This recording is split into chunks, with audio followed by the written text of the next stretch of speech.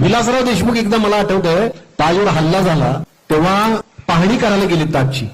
तेव्हा त्यांच्याबरोबर रितेश देशमुख आणि रामगोपाल वर्मा होता. मीडियानं एवढा गदारोळ माजवला आणि विलासरावांचं पद मला वाटतं अडचणी झालं, मला वाटतं राजीनामा द्यायला लागला. हा ही मीडियाची ताकद होती.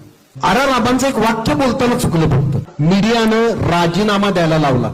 आज सरिताताई मला खरंच आश्चर्य वाटतं. म्हणजे ठीक आहे ना, ठीक आहे तुमच्यावर दबाव आहे, तुम्हाला बऱ्याच गोष्टींची बंधनं आहे, मान्य आहे मला. पण किमान जेव्हा संतोष देशमुख हत्या प्रकरण होतं, अतिशय निर्घृण पद्धतीनं त्या माणसाच्या हत्या होते, सोमनाथ सूर्यवंशी पोलीस कोठडीत मृत्युमुखी पडतो, याचं जेव्हा आम्ही वार्तांकन तुमच्याकडून ऐकतो ना, तेव्हा थेट गृहमंत्र्यांना टार्गेट तुम्ही करत नाही.